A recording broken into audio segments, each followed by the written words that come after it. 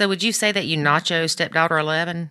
Oh, for sure. Full supreme, every topping nacho. Extra jalapenos, extra sour cream, extra everything. You're listening to the Nacho Kids Podcast, where we discuss all things step family related. Real stories, real people, real help. Your hosts are the creators of the Nacho Kids Method and the Nacho Kids Academy Step Family Coaching Team, Lori and David Sims. Hey. It's us. It's us. Lori. Yeah, and Lori. And David. Hey, you know what? I got this cool little frog. I think we were in the Bahamas. Was it the Bahamas that we got the frog? Maybe. Let's see if I can get him to work. Does that sound like a frog? No, it sounds like he's scraping wood over top of another piece of wood. Maybe I went the other way. No, not that way. I think he's cool. I got him on my desk. Anyway, before we forget, we have another scholarship to the Nacho Kids Academy to give out. Awesome. Woo! So let's go ahead and tell people how to apply because we need more people to apply. To apply for the Nacho Kids Academy Scholarship, it's the Sylvia Krakauer Scholarship. You must send an email, including a video, a short video. It doesn't have to be of your pretty little face. It can be of your dog. But send a video stating your name, how long you've been blending, your blending statistics, like how many bios you have, steps, kids, hours kids, neighbors kids, whatever. Neighbors kids. And tell us why you should win a free month scholarship to the Academy. Mm-hmm. And if you are chosen, we will let you know. And there is one thing that we ask you to do for winning the scholarship, and that is after your month in the Academy that you write a testimony about what you think about the Academy. Yep. And that's not going to have your name on it. It's completely anonymous. Yep. Completely anonymous. And it's a $49 value, people. Yep. And that is dollar value. Like real value is priceless. And I'm not just saying that because of all the work I've put in it. Yep. True. We had one lady that joined, she joined for a month and she's like, all I got is enough money to join a month. And so she joined it. And by the end of the month, she got so much value out of it that I won't say what she did, but she stopped doing things that was costing her money somewhere else so that she could buy an extended subscription to the Academy. Yep. So now she's in there for a year. Mm-hmm. So you think about that. So think about that. You got somebody who joined for a month because they were like, well, let me see what I can get out of it. And it was so valuable to them, they paid for an entire year. Yes, because there is so much stuff in there. And she busted her butt. I'm not going to lie. She was busting her butt. She was attending the Q&A calls. She was, active in the community and all this stuff. But she still saw that there was more that she wanted to get out of it.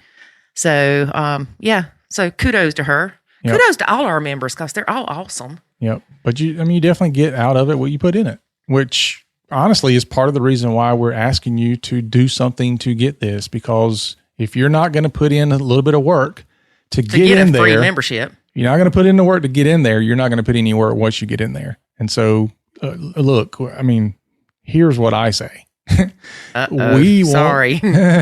We want people in there that are going to have positive results. And so we have to find ways to weed out those people who just don't want to do anything other than get in there and poke around and go, oh, that's nice. Looks cool. Great.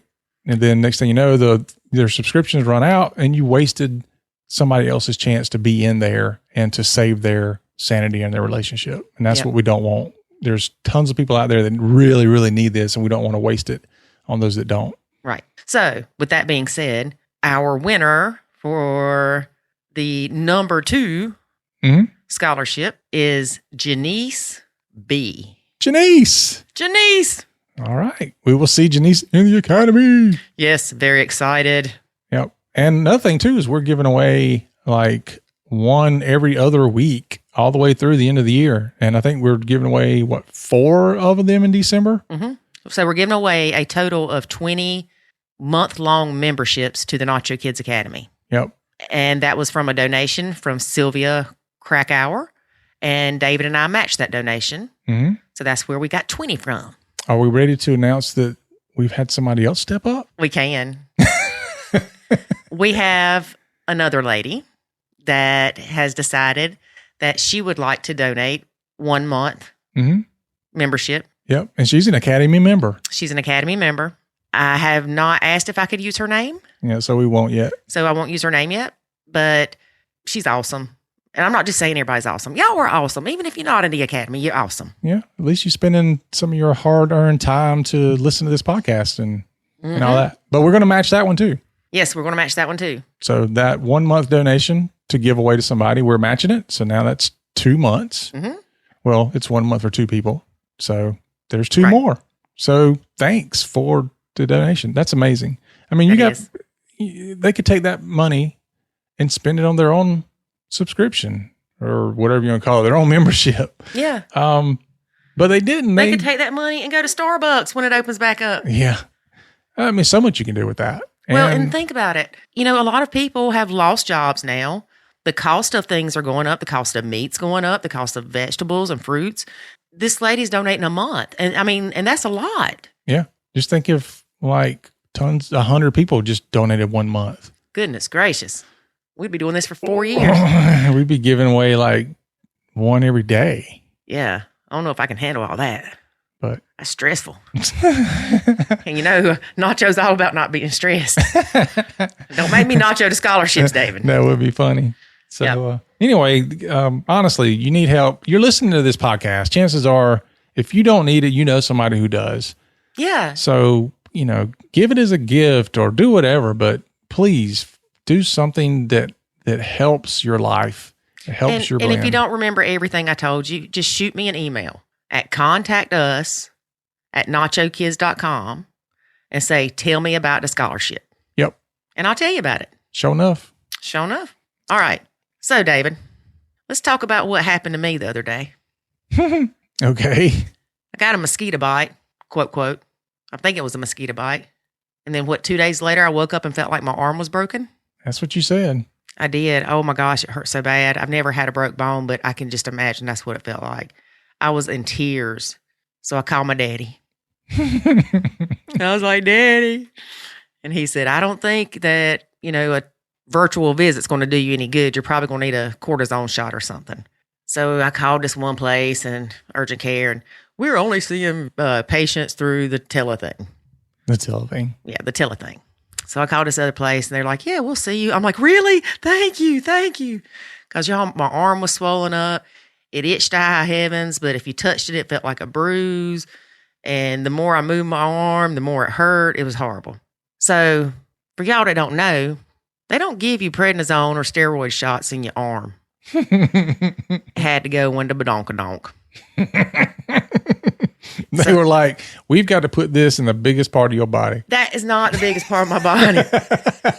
So, wait a minute, maybe it should be. Anyway, so I've learned throughout my many years of getting shots, you don't tense up. You know, so you relax. Yeah, you got to have a flabby booty. So, what's that song? The leg. You know what I'm talking about? Yeah, the shake a leg thing. No, what's it called, David? Come on, help me. Chicken it's the leg. Nene, the whipping and Nene song, right? Stanky leg. Stanky leg? It's the stanky leg. Like, do the stanky leg, where their legs all loose. If you say so. So I was doing the stanky leg, and she said, a big stick. And I was like, never did feel anything. She said, well, you might feel the medicine go in. Never felt anything. I'm like, she did good. I'm impressed. I go to walk out of the thing. I'm like, holy moly. It hurt. It hurt so bad. Mm-hmm. I started kicking in, I guess, that pain. The pain's like the next day. I'm okay today. Oh, this isn't. Oh, no, the pain's day 2. Oh, well, we'll see tomorrow if I can't sit down. Yeah, so tomorrow's when it kicks in. Oh, okay. So anyway, I'm on steroids for the next week too. Woo! Yeah, maybe you start working out. Yeah. Let's not talk about that, David. I did notice some roid rage going on this morning. With what? I'm just kidding. I'm sure it'll happen though. Maybe. And you'll blame it on that. Yeah. Oh, I can't. That's like I said, I was hungry. Dave was like, "Oh, now you're gonna blame it on the steroids." Yeah. I mean, she's got COVID cheeks already. Well, I thought the COVID-19, I was supposed to gain 19 pounds. Is that what it was? Is that not how it works? It was funny. We were on a coaching call, and I said something about COVID cheeks, and Man, some of them members were just like going crazy laughing. Yeah, because they thinking, how's he alive after he said something like that to her? That's probably why my arms And then hurting. they laugh because they like, it's true. She got some chubby cheeks. Mm-hmm. Yeah, we're all busted up over here because I've got frozen shoulder. Adhesive capsulitis. Yeah, frozen shoulder. Just so happens it's the frozen shoulder on the side that she's always hitting me on. So I think you had a frozen shoulder on the other side when you had your motorcycle wreck. Yeah, but there was no reason why this came on, so I don't know what's going on. I hit you in the middle of your chest. I'll tell you what though, painful. Yeah, and so we went and got this treadmill that my dad had. Well, this thing is like the Mac Daddy of treadmills. Like, I mean, it would probably exercise for you. Yeah, we had to have somewhere to hang clothes. Yeah, I was running out of places on my exercise bike. So we decided we had to take it apart to get it upstairs because it's big and bulky. It's like 350 pounds. And I'm just going to tell y'all, somebody should have recorded that because we were pathetic. David with one arm, me with my weak self. We tried to strap these things on to carry it, and then my face is all squished up on it, and I couldn't straighten up straight. And Dave was like, well, you're doing it wrong. And so finally, my poor son, after David and I spent, 20 minutes getting it up to the bottom steps? Yeah, we walked up like 4 steps. To the front door. To the front door, and Lori's like, I can't make it. I'm like, oh my gosh. It was bad. We just got started. I mean, but once I straightened up, it seemed better. Like, walking in the house because I was like hunchbacked. I can see you because I'm like, why aren't you straight? Because you told me to squat down and tighten it. And that's what I did. And then stand up. I didn't tell you to walk like. And I did. That's all I could stand up. Quasimodo walking around trying to. So then my sweet boy comes to the bottom of the steps. He's like, y'all need some help? Dude, you should have recorded that because like I've never heard that come out of his mouth. Well, it took us like 4 minutes with his help because he got on David's, frozen arm side. Yeah, he became my left arm. Yeah, he became David's left arm, and then I was the one guiding it on the steps. So anyway, we know y'all wanted to hear all that, but I think we got more work moving the treadmill than we'll probably ever get using it. Don't say that. I'm not saying that. If I drug that stupid thing upstairs and don't get used, don't call it a stupid thing. It will go out the window. No, it won't. It won't fit out the window. That's true. You're lucky there. It'll be, It's like that. Be like that stupid bike we got that nobody rides. I ride it in my sleep every night. I was fixing to say, you better get struck by lightning. I rode it not long ago. You lie. Sitting on it does not mean anything. I rode it. I came in here and told you. What did you do? I rode it. What does that mean? I cut the little pink button on and I hit the incline button and I rode it. Well, no. Be more specific. How far did you go? A mile. You get that thing going fast and you just let it go and it just creaks up. Nope. I don't believe do that. I don't believe you went a mile. It wasn't like you on the little golf cart bike pedaling thing at the beach. No, my legs aren't like that. Anyway, now y'all know way too much of the story. If you look, these listeners, most of them probably are no different. Everybody buys the weightlifting equipment or some kind of workout equipment that sits somewhere, and at best, it becomes something you're laying your clothes on. Well, David's gonna make me mad, y'all. So we happen to have this. Well, I tell you what, bike if we don't ride this or if we don't use this treadmill and we sell it, it does not include the taking it down the stairs fee. They got to do that. And we're not selling it. You're gonna get your COVID-19 cheeks up there and you're gonna ride it or look at here, ain't nothing wrong, or whatever you're gonna with do. your legs. Oh, I'll be on it. Get on it. I'll be on there with the dog walking.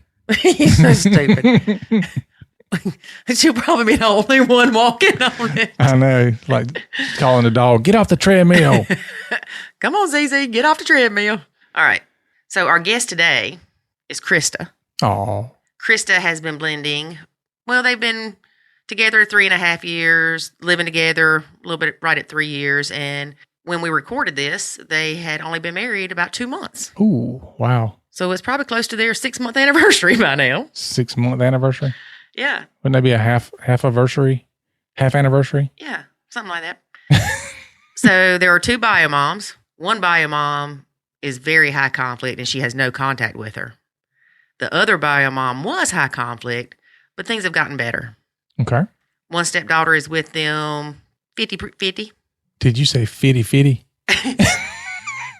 One stepdaughter is with them 50-50. And the other one is there full time. Okay. Okay. What are their challenges? Or is that what we're going to learn today? That's what you're going to learn. All right. Well, let's get into it then. Get into it. All right. So everybody stay tuned. Got a short word about the Academy, the Nacho Kids Academy, where you can get a free membership. Yeah. And where we can teach you all the stuff that we learned and get you to be all happy like we are. Mm-hmm. Yeah. Sure enough. Blended bliss. That's what it is. It's blended bliss. That's just living with me, folks. All right. All right. We'll be back. Anybody got a scholarship for me to come live with y'all for a month? Scholarship. Yeah. I'll pay. I don't know. I could probably put you up somewhere if you want to go. Me and Jackson love having a long time to not have to hear all that yelling. You'd have to cook for him. That's fine. We got cereal. He don't eat cereal. I didn't look up with he him. Can I cook looked his up own with you. eggs. Yeah. Yeah, he tried to freeze eggs this morning. But anyway. All right, folks, let's listen to Crista after a word from the Academy. There is a way to save your sanity and your relationship, and it's called the Nacho Kids Academy. In the Nacho Kids Academy, you will learn the skills and knowledge to properly nacho, techniques to handle step-family challenges, ways to improve your communication, and much, much more. Visit NachoKidsAcademy.com and sign up today to join other step-parents who are seeing the life-changing benefits of nachoing. Again, that's NachoKidsAcademy.com. Today we have stepmom Crista. Hey, Crista, how are you? Hi, Lori. I'm good. How are you? Doing well, doing well. So how long have you been blending? So I've been with my husband for 3.5 years, but we just got married a little over 2 months ago. But we've basically been living together pretty much the whole time. So I would say 3 years, of living together with everyone in the house. It's funny that you say that you got married 2 months ago. I did a recording earlier, and the lady, they just got married 2 months ago. Yeah, it was October 5th. We had a really beautiful wedding. It was great. So how many stepkids do you have? I have 2 stepdaughters. They are 9 and 11. Okay. And are they from the same mom? They have different moms. Yeah, they have different bio moms.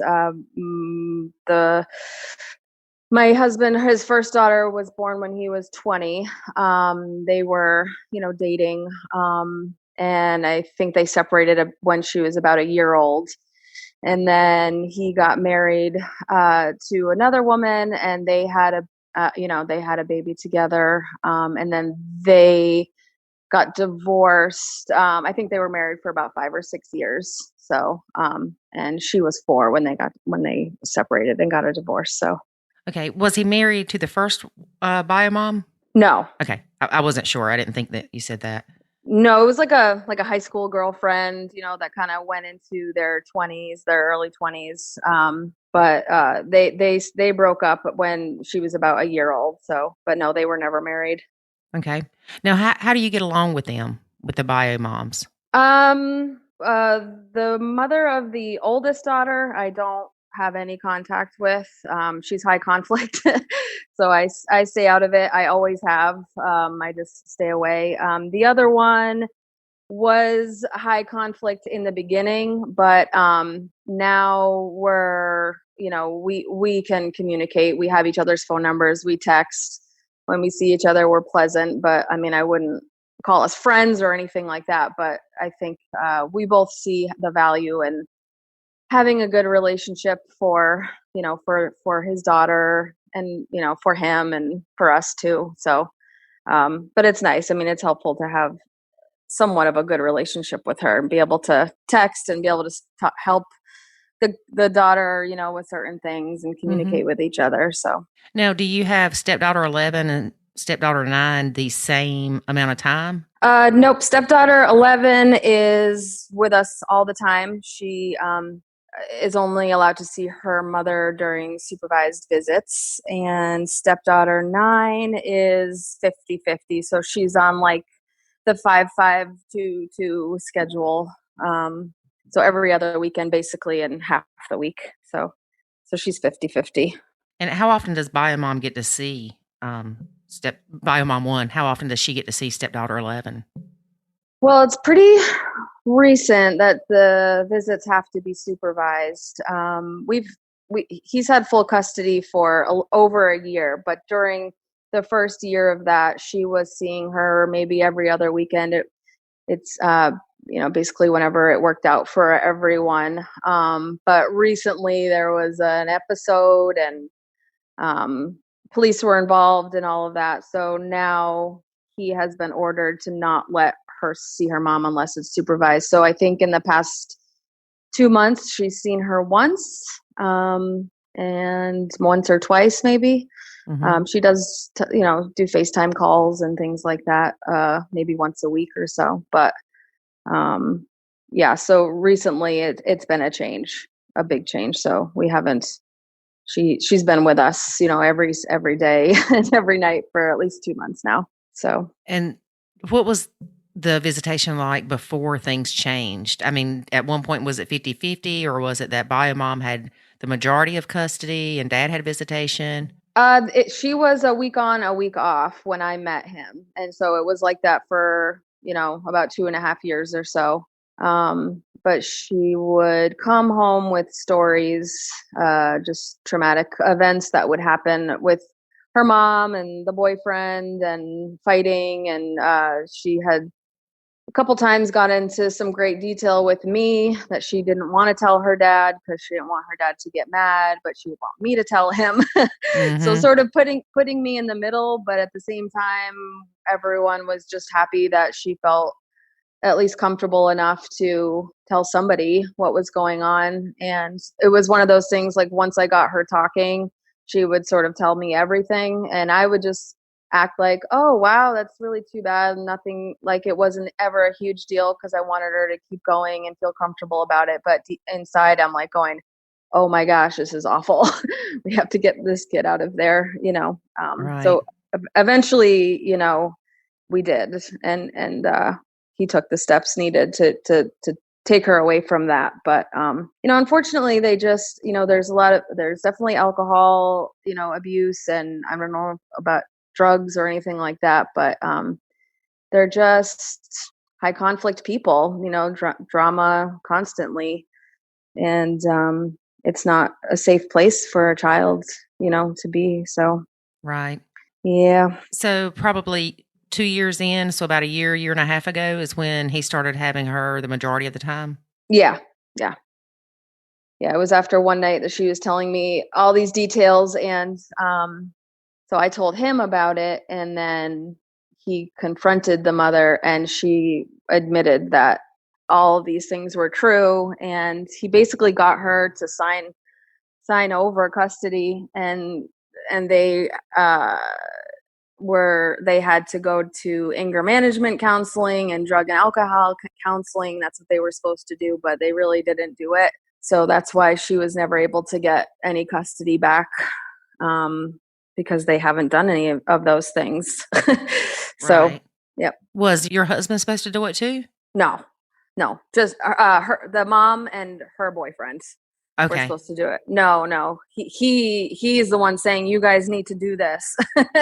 Because he is like amazing, because he wants everyone to be fine. He wants them to do well so that she can be at her mom's house half the time. He doesn't want to take his daughter away from her mother. He understands that it's important for a child to have both of their parents. And, he feels bad that she already has to go back and forth, house to house. And he just he was trying to give them the tools that they needed to be functional parents and a stepdad basically. And they weren't able, they're not able to do it. They just are too deep into their addiction or whatever they're doing, they're not able to come to the surface with that. So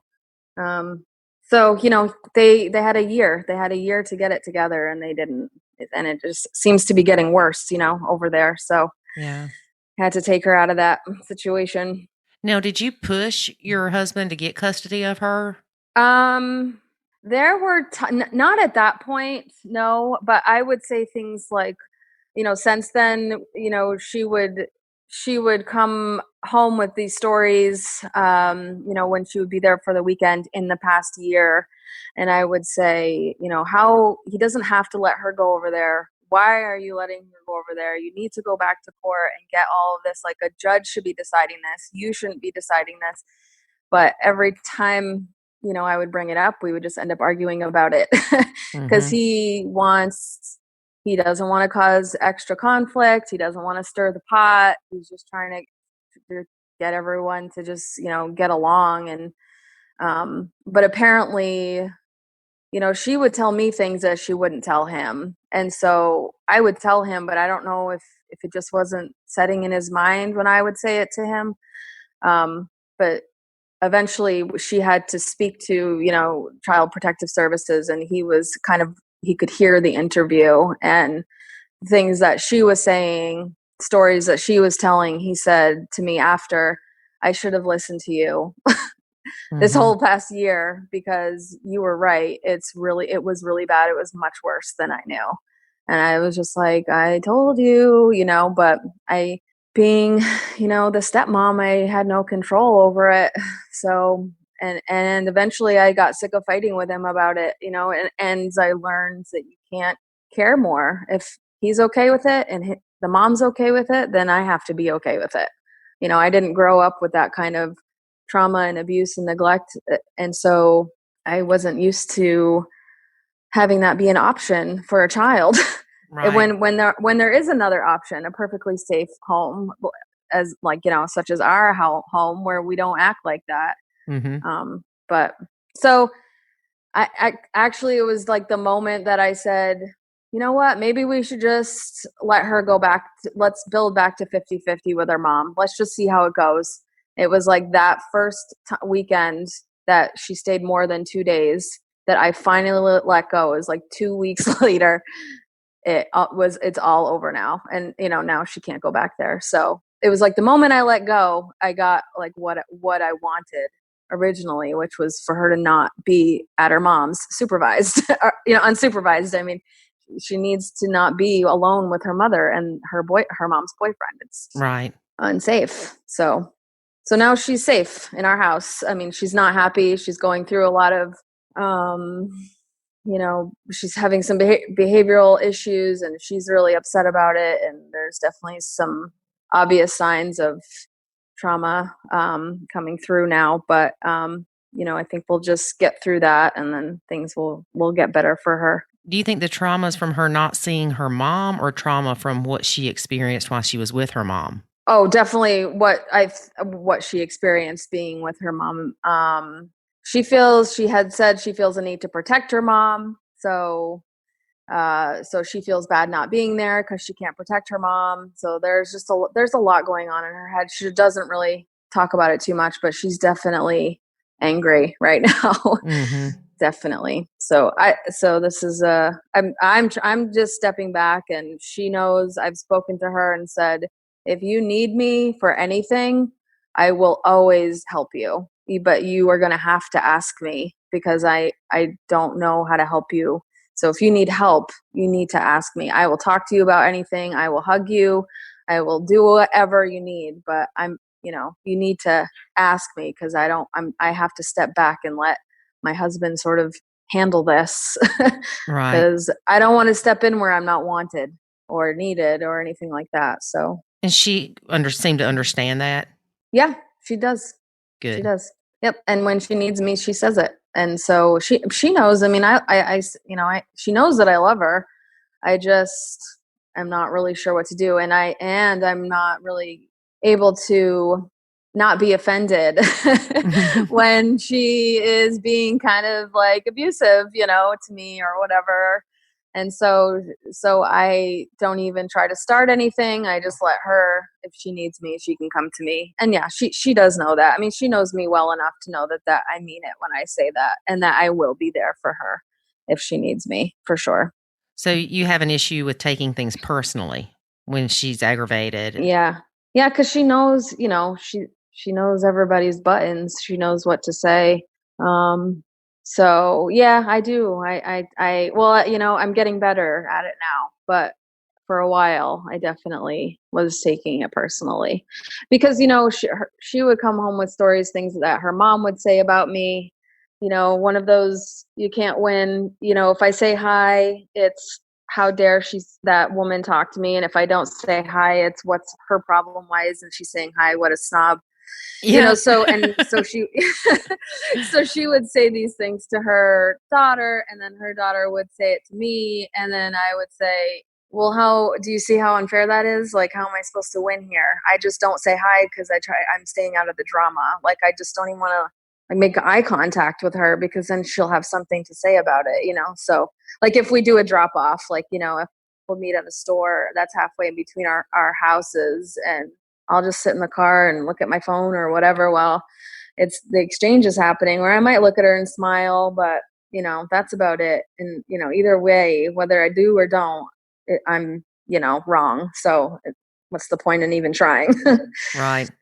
Now, let me ask you something. Do you like to go to the drop-offs and exchanges, or would you rather not be involved in that at all? Well, sometimes we're going somewhere else after, or I don't, I like spending the time and having the ride with my husband. That's fine. He usually asks me to go with him. You want to come for the ride? Sure. So that doesn't, and honestly, yeah, no, it doesn't faze me to not even look at her. I don't care.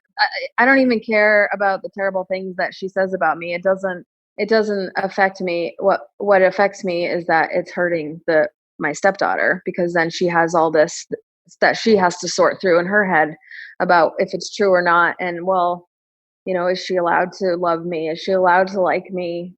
So, right. And it's a lot for a kid. Yeah, it doesn't hurt me personally what her mom says, because she doesn't even know me. So I know the kind of person she is. I understand that, but it's hard for the kid. So what's that saying? What others think of you is none of your business. Yeah, exactly. I remember the first time I heard that, I'm thinking, what do you mean it's none of my business? It's about me. Well, it's not helpful sometimes, No, it's not, because not, especially if it's bad. Yeah. We beat ourselves up enough. We don't need somebody else to do it for us. Exactly. Mm-hmm. Exactly. So let's talk about stepdaughter 9. Okay. Yeah, she's an angel. She's an angel. I don't know if it's because she is. I don't know if it's because she's still young, or she definitely does not have the trauma, that stepdaughter 11 has. She definitely was sad when her parents got divorced, but she had said, even to me, like when I kind of first met her and we were getting comfortable with each other, she would say, I miss that they're not together, but there was like a lot of fighting, and I didn't like all the fighting. She would say things like that, and I think that her mom is a good person, and she is a good mom, and she is doing a lot of things right. But I just think her together with my husband, like the two of them as a married couple, did not work. They co-parent beautifully now. They get along really well. I get along with her, and you can tell the difference between a child that's been alienated from her father and her, father's girlfriend, or now, the stepmom, and a child who hasn't. Because I don't think she has any guilt. I mean, she tells me she loves me every day. She's always snuggling me. I woke up, I was in my hallway, last week, and she came out of her bedroom and just threw her arms right around me as soon as she saw me, and I'm just like, this is amazing. This is a kid that I can, even though I don't have my own kids, can say, perhaps I love her like my own as much as I could without having my own. Right. At this point, because I can't wait for her to get to our house. I love being around her. She's just fun, and she's very pleasant. So, but you can tell, she hasn't had the trauma or the alienation or any of that, so she's just a beautiful, bright little girl. Right. She's also young still, so I don't know. Yeah. Once the hormones start kicking in and the teenage stuff, but I even with her, I just only give love, and if there's an issue or any disciplining or anything like that, I just say go ask your dad, or dad can handle it. And so I don't, and really honestly, she doesn't ever really need to be disciplined. She just always does the right thing. It's pretty incredible. So this goes to show that 2 children within 2 years apart, you're having to treat them completely different because your dynamics with them is completely different. Totally different. Yeah. And they have the same dad. So the difference is the mom. Obviously stepdaughter 11, her parents were never together that she remembers, and stepdaughter 9, they were, and she still remembers it a little. I mean, it was, around 4 years ago. My husband wasn't single for very long before I met him. I snatched him up pretty quick, but, yeah, I mean, it's definitely a huge difference. And sometimes I feel badly because stepdaughter 11 sees us being sweet to each other and having a good relationship, but I don't say, hey, come over here and give me a hug and snuggle me and sit on my lap and sit on the couch with me. She just does it. Right. I have said to stepdaughter 11, like, I just can't stand arguing. I don't argue with your father. I don't argue with your sister. And so it feels like every time we speak, it turns into an argument of some sort. And so I don't want to live like that. So that's why I'm backing off. And I know sometimes she will try and be aware of what she's saying and try to have a nice conversation with me. And that's nice. And I'll accept that and we'll do that. But as soon as it turns into something negative, I have to be done, because I don't want to live like that. It's not what I'm used to. And I don't want that to be normal in our home. Right. It's not healthy. No, it's not. So I think she gets a little jealous maybe, but at the same time, she sees that I don't want to say it's her fault, but it's her behaviors that are causing the difference in the relationship. It's not because I'm choosing to love the other one more. Right. I would love to have the same relationship with both of them, but it's just not possible right now in order to keep the peace in the home, Mm-hmm. So would you say that you nacho stepdaughter 11? Oh, for sure. Full supreme every topping nacho. Extra jalapenos, extra sour cream, extra everything. I took stepdaughter 11 went with my husband to his he's in a band, so he had a gig, and so she went with him because I'm nachoing her, and I don't even watch her, or I'm never alone with her ever.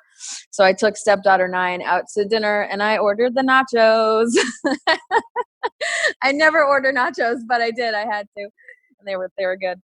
But I definitely nacho full supreme stepdaughter. I know I have to. It's not like I want to.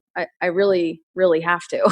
Right. And I don't think people understand that is the majority of people that nacho is because they have to. The other option is for them to lose their stuff and look like the exorcist and go crazy on everybody, or get divorced. Right. That's your options. Then I look like an evil stepmom, and I'm not that person. I don't want to be that person. So, and instead of arguing all the time, I just back off. I just don't say anything, which is better, so. It's not being mean. It's not, because you don't want to parent them. It's because you're trying to parent them causes problems. Yeah. Whether it's with them, the bio mom, your significant other, it causes problems. Whereas with your younger stepdaughter, you don't have those same issues. You can tell her to do something, and it's not an issue with you and your significant other. It's not an issue with her and you. It's not an issue with bio mom and you, right? Yeah. No, I mean, there haven't been any issues with that. I can say, all right. I mean, I wouldn't do it if my husband's home. He just takes over all that. He's always said to me, you don't need to step in, and you don't need to discipline. You can just be the cool aunt, be that role, because he saw in his first marriage that, so stepdaughter 9's mother had also a hard time with stepdaughter 11, and it was really tough on their marriage, and he said she tried to be her mom too much. I mean, this family now already has 2 moms. They do not need another mom in this family. Right. There are already 2. Right. So if I'm coming in trying to be another mom, that's not helping anybody, and it's definitely not helping me. And there, for a while I was cool, the first year or so it was good, But then I started having more responsibilities because of his work schedule, and I would have to pick them up from school and, cook them dinner sometimes, bring them to school some days, and whatever. I was with them alone a lot. And so I just sort of, kind of fell into it without even realizing that's what was happening. Mm-hmm. And then I would say things to her, she was being rude or whatever. Even when my husband was home, I would say something, and then that would cause even more, that would cause a fight. And then I would be like, what is her deal? Because one-on-one, she's great, and she doesn't argue with me. But as soon as my husband walks in the door, now she's ready to fight with me. And I'm like, it's so confusing. Why is she acting like this? And then, it wasn't until recently till I found, this podcast and the Facebook group, and now I joined the academy. And it wasn't until, maybe 2 months ago, just after the wedding, I said, I need a resource. This is not working. And I finally, I found it, and I feel a lot better. And my husband's on board. He's like, this is what I've been telling you to do the whole time. Oh, please don't tell David that. Please, please, please don't tell David that. Because that's what he says. He'll say, that's not Nacho to me. That's what your husband like, says? Oh, yeah. If I say something, he'll go, that's not Nacho. And I'm like, damn it, he's right. So he keeps me on track. Yeah. Well, it's good as long as it doesn't make you mad when he says that. It's kind of like with us telling the bio dad, your kid did something wrong. It may be okay every once in a while, but then if it's every time you turn around, it's going to get on their nerves. Just like if every time you turn around, he says, that's not Nacho. That's not Nacho. You're going to be like, I'm about to take this Nacho and shove it up your tail. No, you're right.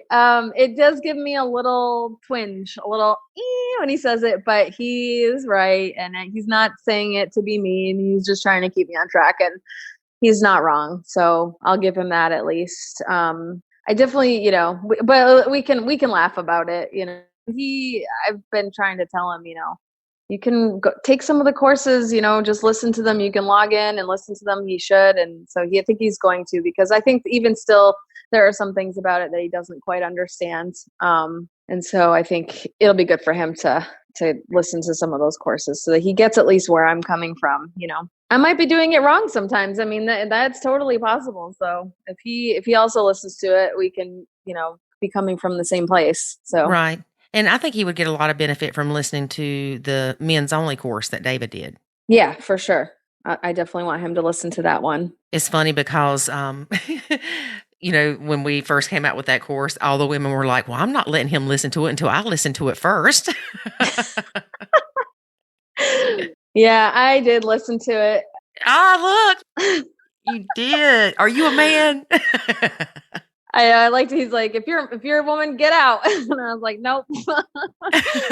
But I just wanted to see, his, where he was coming from in that. And I enjoyed it, but it wasn't for me because I had already listened to everything else. It wasn't anything new. So that was good. I just don't want to miss anything that I might, coming from another perspective that might click, right. Differently. So that's kind of what I was thinking. Yeah. And it's funny because I laughed at David when he got through recording, and I said, goodness, that's going to be like a Netflix movie because it seemed like it was so long.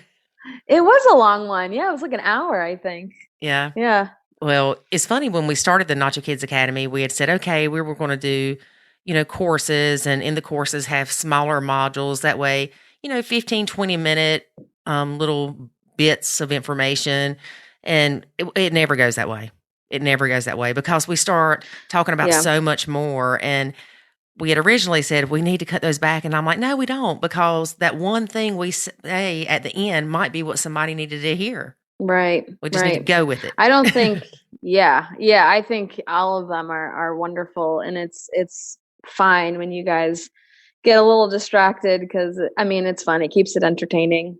And, I think it's all helpful. It's all useful. So whatever it is that comes out of your mouth, it's helpful. There's no telling, is there? That's for sure. You've watched, most of the people that we've had on here haven't watched, if they are members of the Academy. I think we've only had a few that are members, but we didn't really discuss the videos. But you definitely see a different side of me and David on those videos because, it's just as plain as you can get. it's like, this is the truth. This is the whole truth and nothing but the truth. And we're going to make you laugh talking about it. And, David's always got to cut up. So it's good. A lot of fun. Yeah. The dynamic with you two is great. It makes it fun. It's not so serious. It makes it fun and still so much information. And you're so, it's not dry and it's so relatable. All of it. It makes so much sense, so it's really coming from your hearts. You're not just reading a piece of paper. This information is in your head and you're just trying to relay it to other people. And it's really, really helpful. So thank you.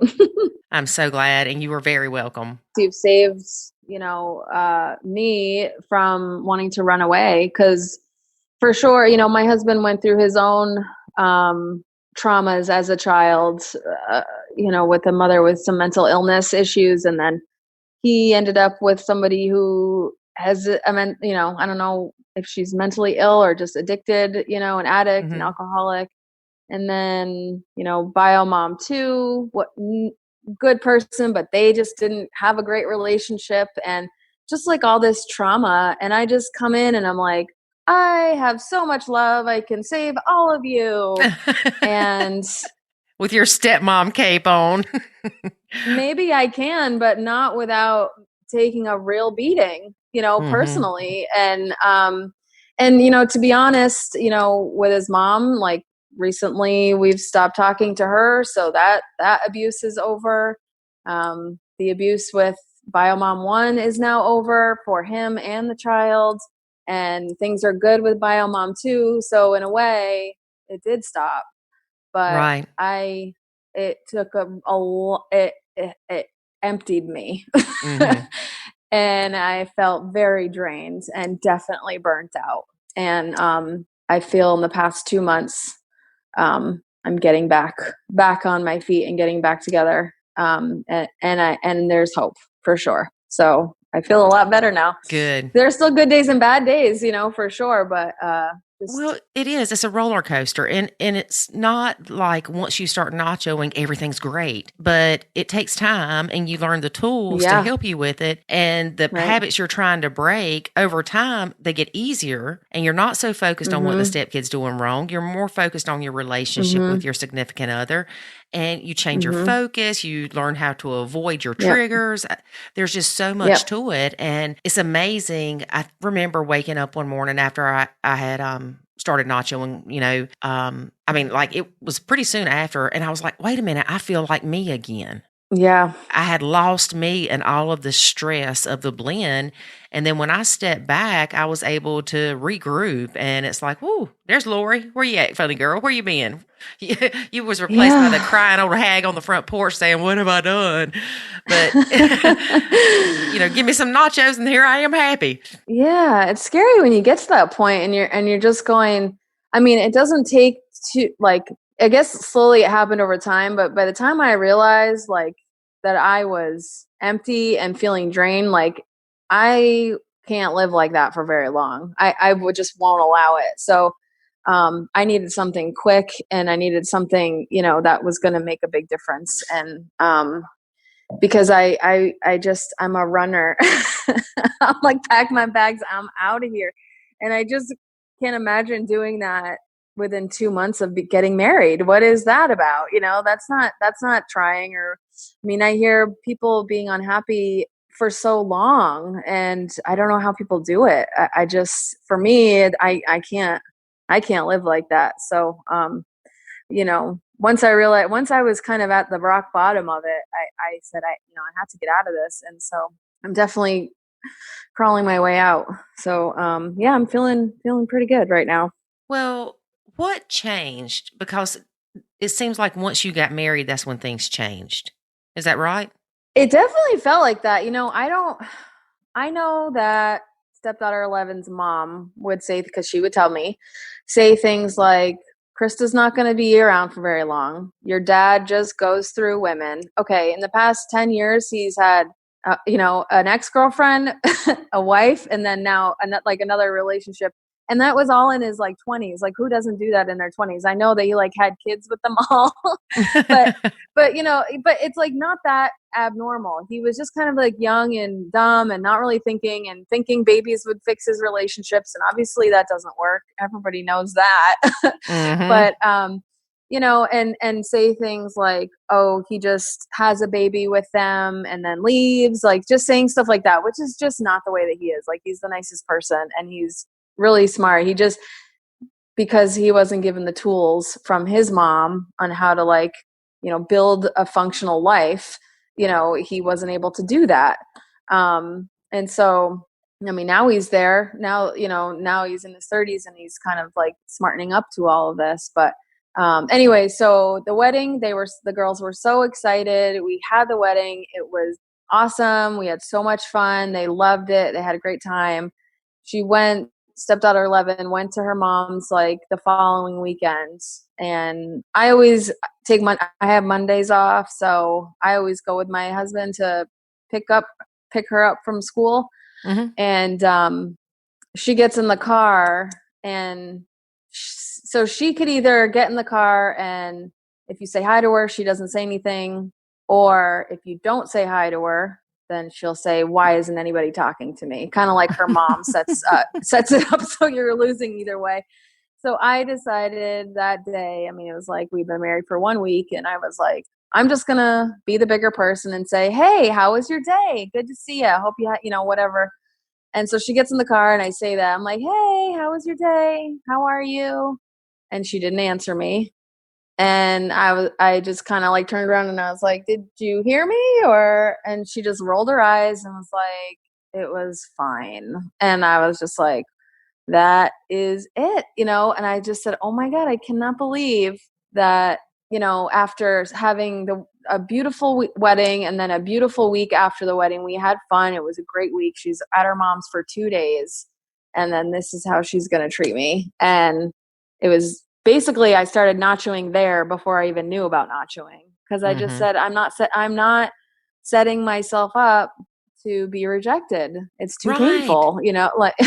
And then some people will say, well, wait a minute, but you're the adult. You should set yourself up to be subjected to disappointment and hurt and anger. No. That child is 11 years old. She knows what she's doing. Mm-hmm. Yeah, she does. Well, that's what she's been taught too. I mean, she's learning it straight from the source.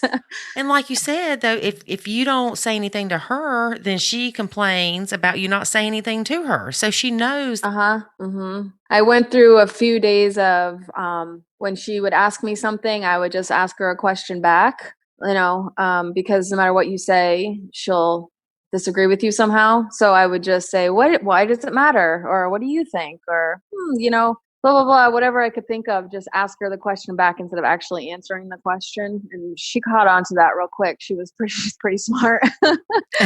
And I said, she said, why are you doing that? And I said, because every time I answer your questions, you just disagree with me. And she said, no, I don't. And I said, you're doing it right now.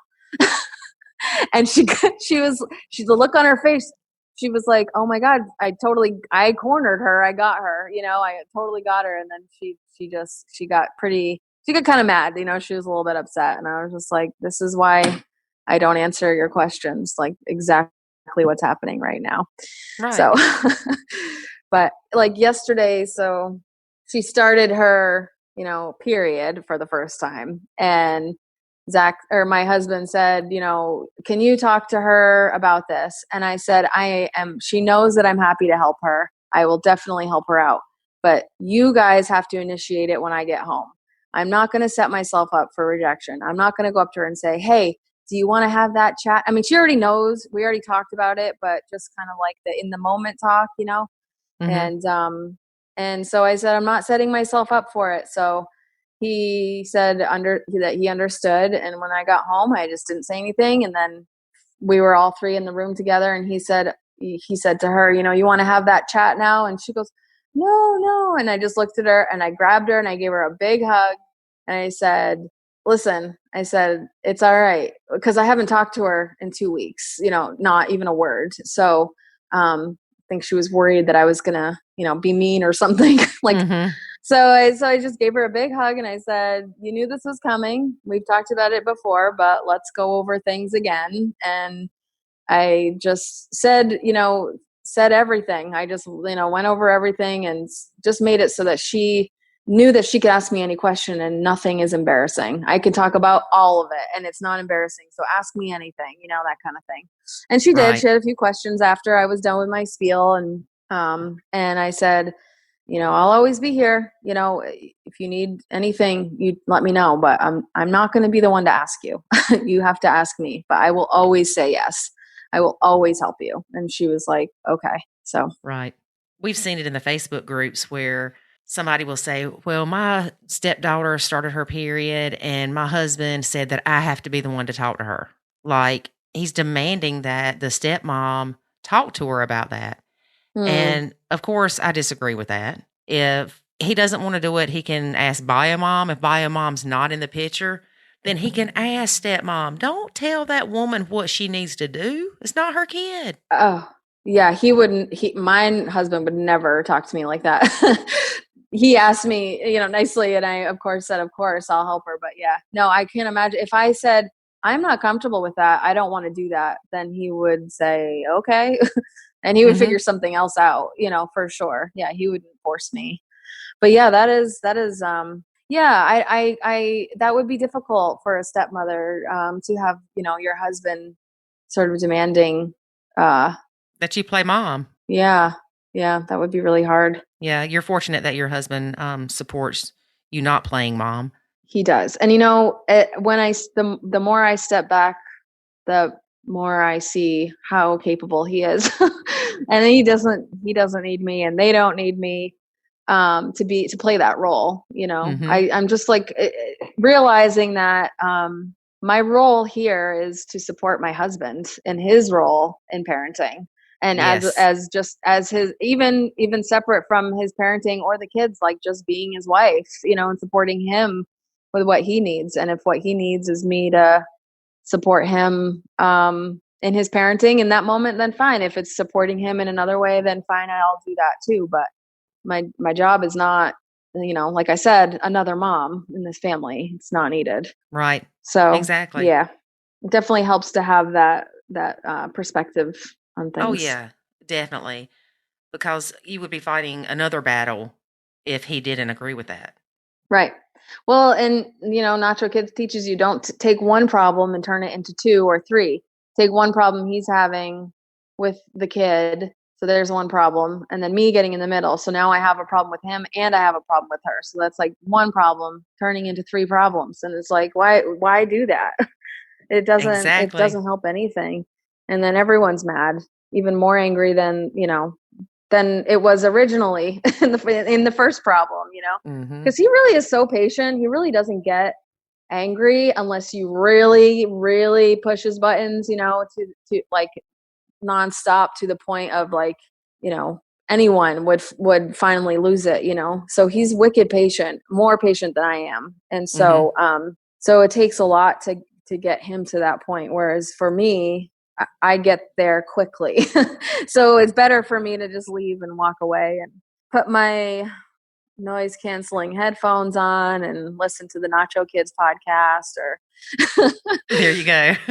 my song right now is the Taylor. I'm not a big Taylor Swift fan, but the girls showed me the Taylor Swift song. It's Calm Down. I don't know if you have heard it, but it's like, you need to calm down. You're being too loud. And so I just say that to like my angry, negative thoughts. Like, you need to calm down. You're being too loud. So it helps to kind of push them away. It's funny that you said that because a lot of times people will say, you need to talk to your thoughts and your feelings. And people are like, what? You're crazy. I'm not schizophrenic or whatever it is. But they're talking to you. They're telling you, hey, you're not a good wife. You're not a good stepmom. You this, you that. It's very rarely does your mind tell you good things about yourself. Right. Oh, yeah. It's so easy to just really bash yourself, isn't it? Oh, yes. It's so happens easy. Without even realizing. Yeah. Yeah. I like the idea of kind of, if you can stop yourself and look at those thoughts and actually picture them being something that's not you. something that's actually separate from you, a total separate being. That's just like living in your head and saying, wow, what are you doing? Get out of here. You don't belong here. That kind of thing. I think that's really helped me to see it as that this is something that's not on your side. Not helping you. The devil angel thing. Yep. Get it out of your head for sure.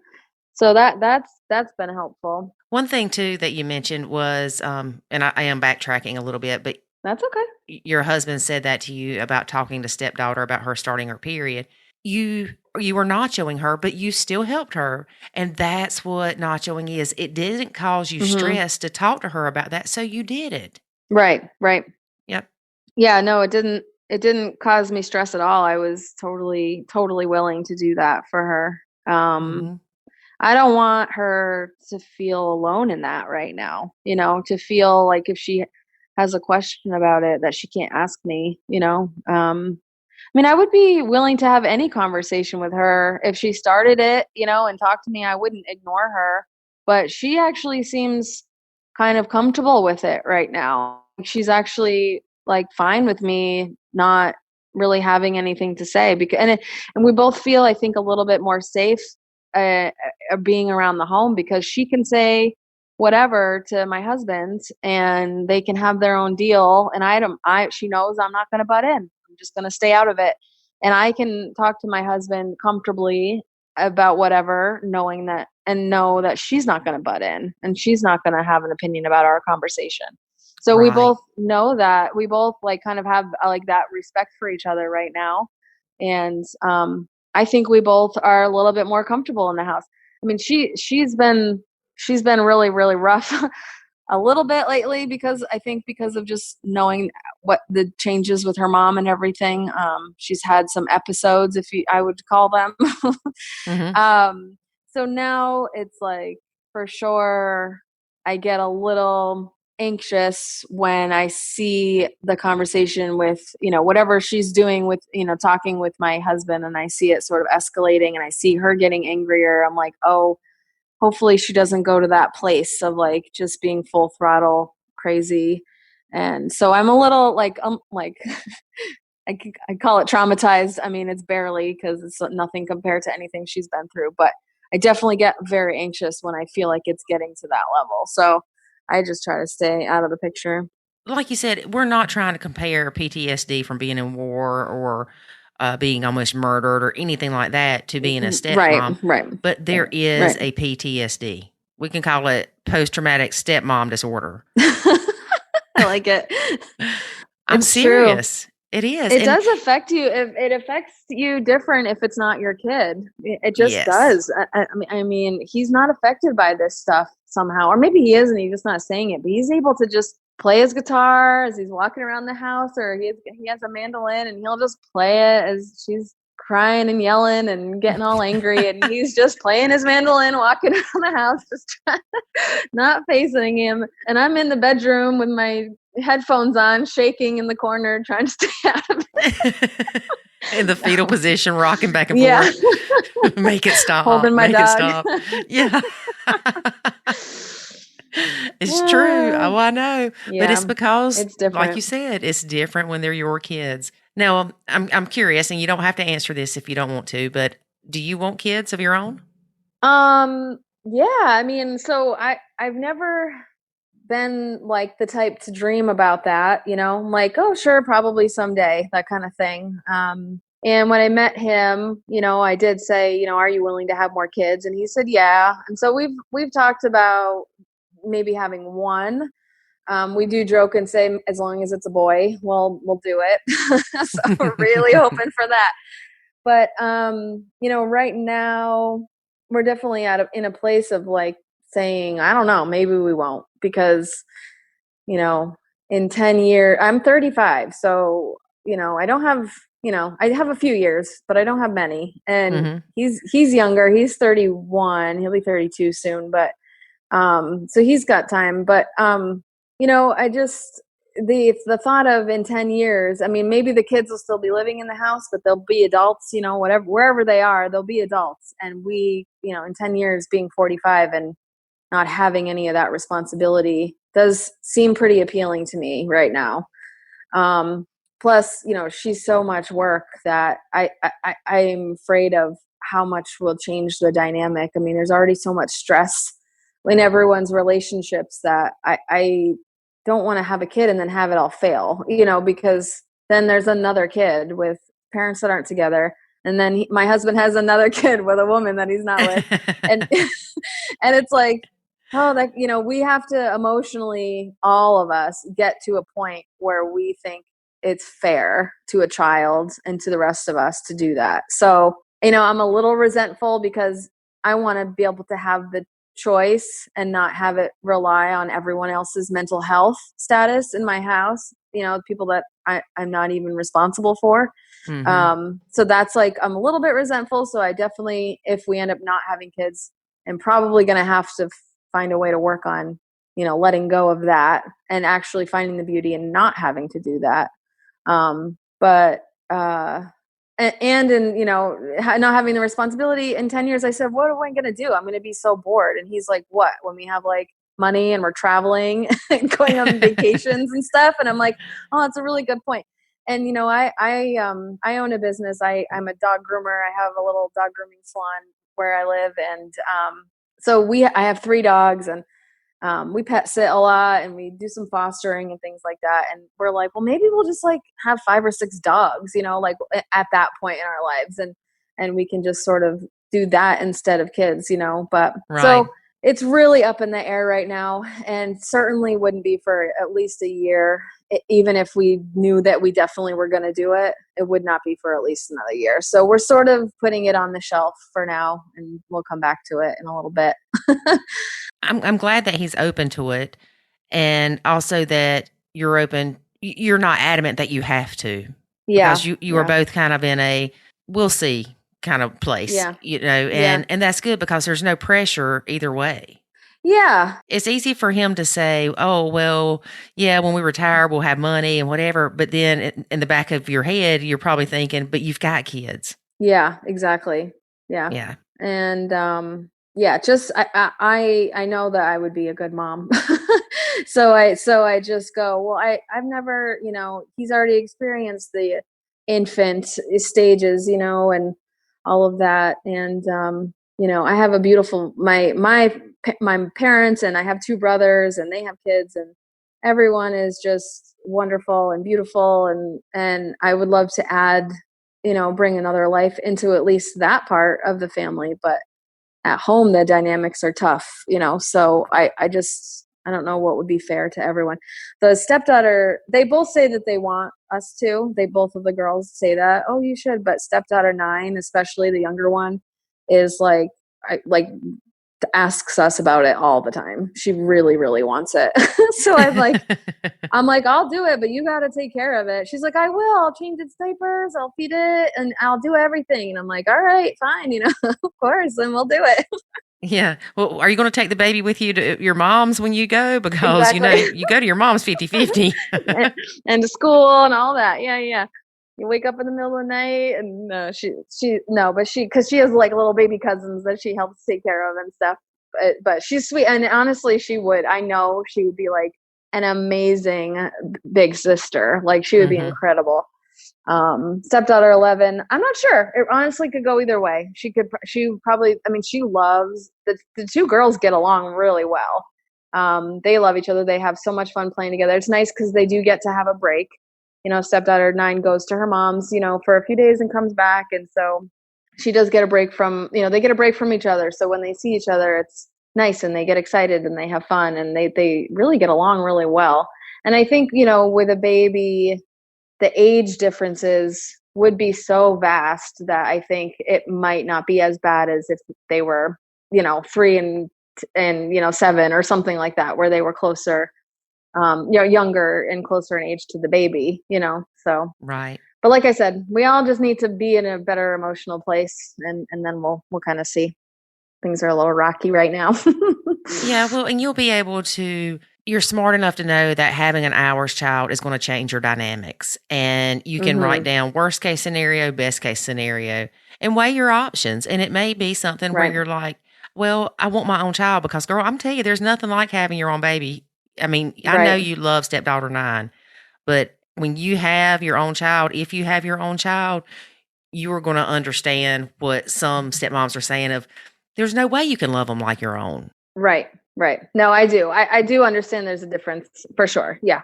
Yeah. You can love them, completely and with all your heart. But when you have a child that you've carried for 8 or 9 months, however long it is, and you've had that baby and you realize that part of that baby is you, yeah, it's completely different. I mean, it's the thing of I can love her, but she doesn't call me mom. Right. She doesn't, when she doesn't, crave me when she's not around me. She doesn't, when she sees me, she gives me a hug, but she doesn't run and jump into my arms like she does her mom. You know what I mean? So, and I am not saying that I'm jealous of any of that, because I'm not. Like, I don't feel any. Right. It's just different. I totally respect that, but that will never, no matter how much she loves me and how much she tells me that, like, it's not the same as her mom. You know what I mean? So, to have that, to have my own and have that connection, like I said, as long as it's a boy, you'll have a girl. Oh shit. I know I keep saying it. I probably will. I'm just doomed. Yep, you probably will. Zach, yeah. My husband just is surrounded by women all the time, like he always has been. So funny. Poor thing. I know. He handles it well. He does. He knows women really well. He really, like, with how high conflict both of the bio moms, well, one of them always and probably always will be. The other one's better now. But in the beginning, how high conflict they both were. Plus, add his mom to that. He's dealing with the 3 of them, just bashing him constantly every day. He handled it so well. I'm so really impressed with how well he would just say, you're speaking from an emotional place, like, talk to me when you're calm, instead of like yelling, back or just continuing this fight. He would just ignore and wait until they were calm. And like, he understands women really well. It's really interesting. So I get to benefit from that. Yes, definitely. Sure. He might could give us all some classes on that, how to calm down. Now, I will say, prior to me nachoing, I was of the opinion that everybody needed to know what I was thinking, and that I felt like I was giving them a disservice if I didn't tell them what I was thinking, because my opinion was important. And girl, right. I'm telling you, it is like night and day. Because now I think I'm like, not wasting my energy on you, brother. Even if you're saying something positive, like they don't want to hear it. They just are like, get out of here with your positivity. Like, for me anyways, like, I've noticed that they're just like, especially stepdaughter 11, I'm trying to teach her, she'll complain about something somebody did at school, and I'll say, well, just take that behavior and don't do it. If you're annoyed by her doing that, then make sure you don't act that way. And, don't complain about it anymore. It's over. Like, try to change it into something positive in your head. And she's just so tired of hearing all that, trying to change it into something positive.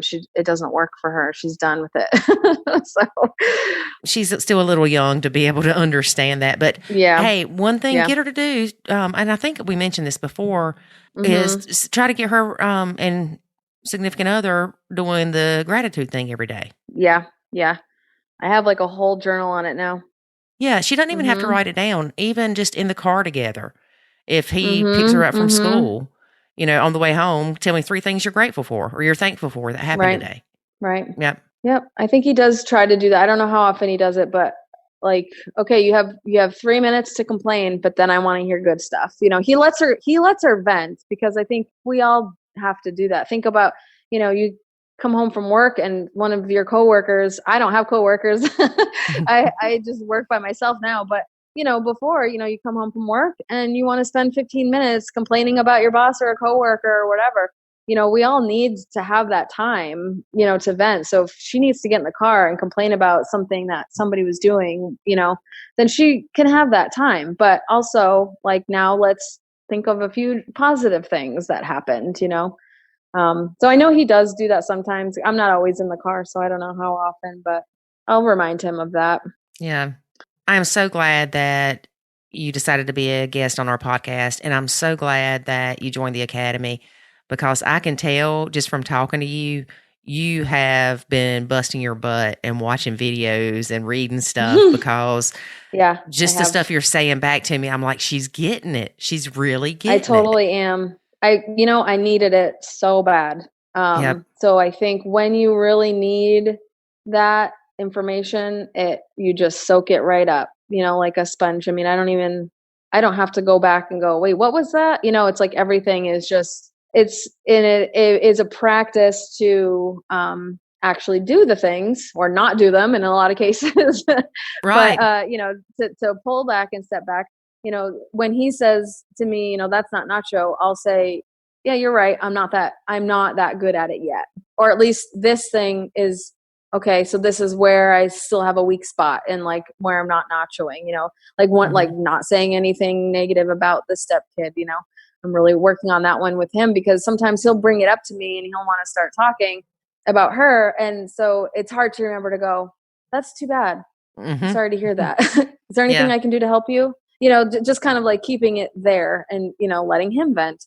Right. But yeah, I think, it's definitely changed my relationship with, everyone in the house. And it's even just, if you're not a stepmom, some of the, cognitive behavior therapy, that's what this is. Just being aware of your thoughts and naming them and trying to change them for the better. Anyone can benefit from that, being a stepmom or whoever you are, from that kind of thinking. Yeah. Yeah. Nacho's a way of life, girl. Yeah, it definitely is. It definitely is. Yeah, it is. And I know, hopefully you can get your husband to listen to the men's only thing and let us know what he thinks about it. Yeah, he wants to. He will. He definitely will. I will let you know after he listens to it. Yeah. Good. Yeah, for sure. Yeah. Well, thank you again for being a guest. We really appreciate it. Well, thank you. It was a pleasure. And I'm sure we will talk soon. Okay. Thanks, Lori. Thank you. Okay, take care. Bye-bye. Bye-bye. People often ask us, can you nacho one stepkid and not the other? You sure can. And Crista is a prime example of that. Stepdaughter 9 to her is an angel. They have the best relationship. And her and stepdaughter 11, they struggle. Mm-hmm. She understands why stepdaughter 11 has some of her struggles and challenges and things like that, but it still doesn't make it easy. Nope, does not. Especially when she's there all the time. Mm-hmm. Well, the bio mom does have supervised visits, but I don't think she takes advantage of them. Yeah, that happens. It helps that her husband supports her nachoing. Mm-hmm. I supported when you nachoed. I know. But we see it all the time where people will say, well, I told my husband that I wasn't going to do this for the kids anymore and that he needed to step up and do it. And the next thing you know, he's mad because he married her to help raise his kids. That's called... AKA, I raised you to be a nanny to my youngins. I raised you to be a nanny? Yeah. Is that what you said? Yeah, I did. I married you to be a nanny to my youngins. A nanny? A nanny. Like a nanny goat? A nanny goat.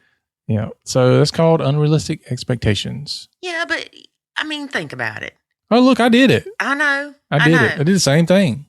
But, I was astute enough to know that whatever I was doing wasn't working. Well, it was kind of obvious. Yeah. You made it that way. Oh, my gosh. Dude, don't forget, I'm on steroids right now. You going to throw me against the wall? I'm going to throw you against the wall. Oh, that might be fun.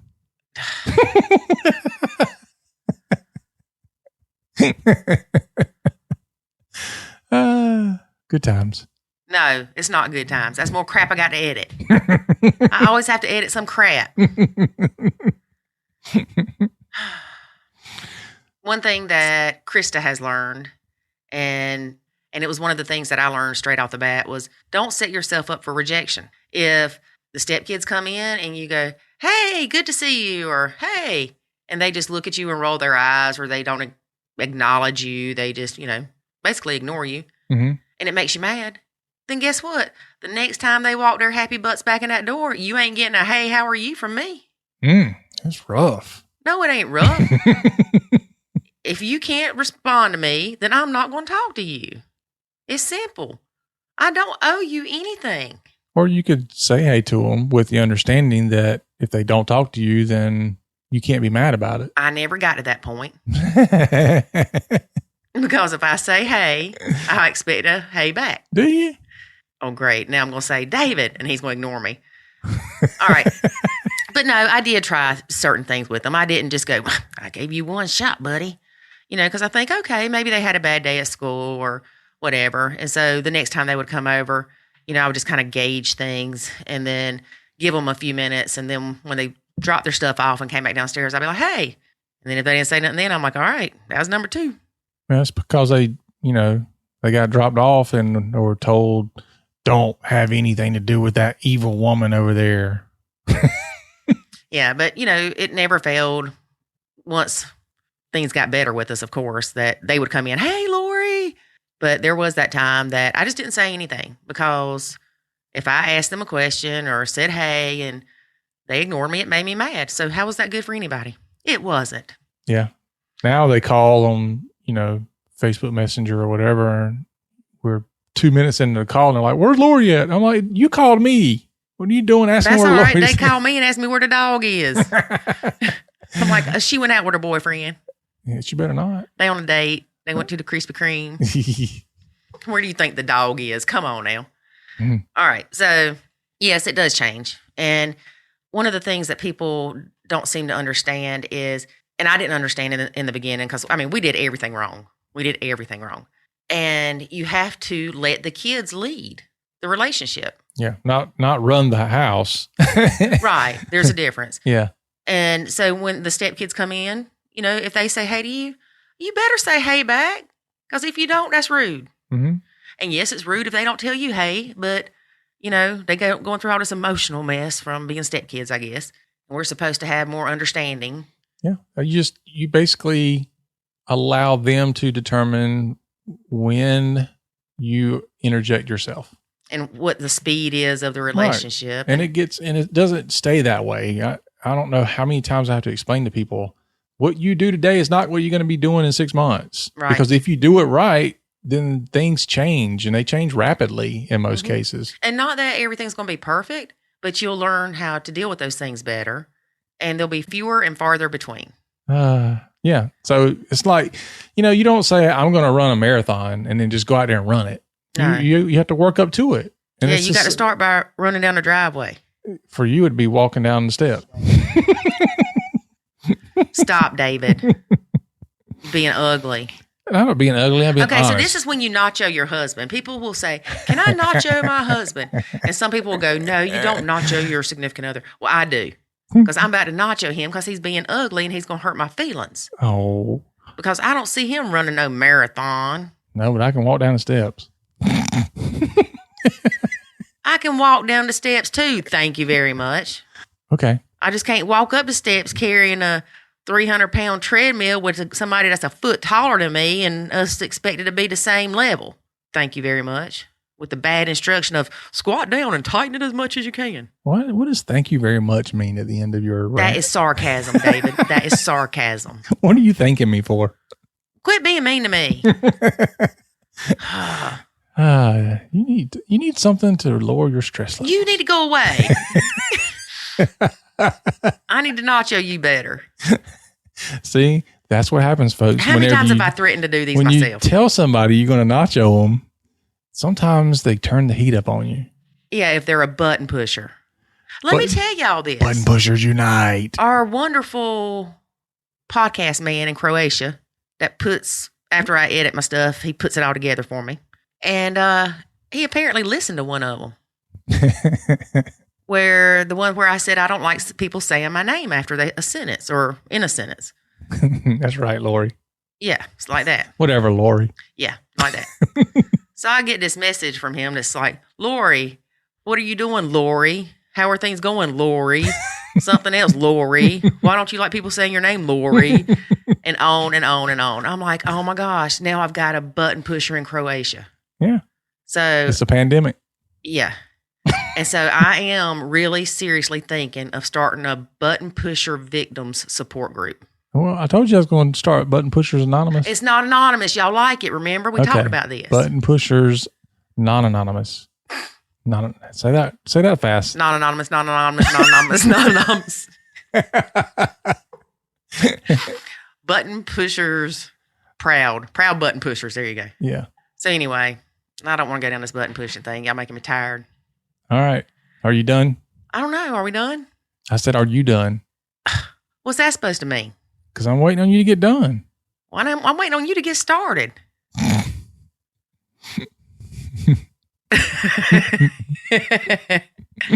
All right. So do not forget to apply for a free 1-month scholarship to the Nacho Kids Academy. Email us at contactus@nachokids.com and say, tell me about your scholarship. And I'll tell you about it. Mm-hmm. Or you can just listen to the first part of this podcast. No, because we didn't tell them exactly what to do. Well, we did. Yeah, we did. Ooh, that's a long time ago. That was like 2 hours ago. Yeah, you never know. All right. Okay. So that's been our show for today, folks. They had to hurry up before Lori's Ginkgo biloba runs out. And then she don't know what she's thinking anymore. I can't take the ginkgo biloba. It makes my head funky. It does. It like gives me brain zaps or something. I don't like it. Yeah, you don't need any more brain funkiness going on. I can't take the ginkgo biloba. Isn't it supposed to help with your memory? I don't know. I can't remember. Well, you can't remember to tell you the stuff that I told you to take to help your shoulder. I can. Yeah, whatever. Anyway. At least I can walk down the stairs. That's right. That's right. With my basketball belly. That's right. At least I don't have somebody saying. I can't run right now because my COVID cheeks will bounce and hit my eyes. That would happen. It would happen. It'd hurt my little eyeballs. Mm-hmm. Poor little cheeks. Yep. If you grew a beard, you look like Santa Claus. Maybe from the head up, you look like one the other week before you shave. I know I did. Anyway. Have the kids run in. There's Santa Claus in the driveway. All right, folks. If you enjoyed, ho, ho. If you enjoy hearing Lori and me insulting each other, tune in next week when you hear Lori say, "Man, you ought to see that dog run on that treadmill." At least she's in shape. And no, round's not a shape. All right, folks. You told me it was. I was just trying to be nice to you. All right, folks, join us next week. If I'm still alive. Peace out. See you next Friday. Bye. Bye. Thanks for listening to this episode of the Nacho Kids Podcast. Find us online at nachokids.com. Until next time, remember, life is good when you nacho.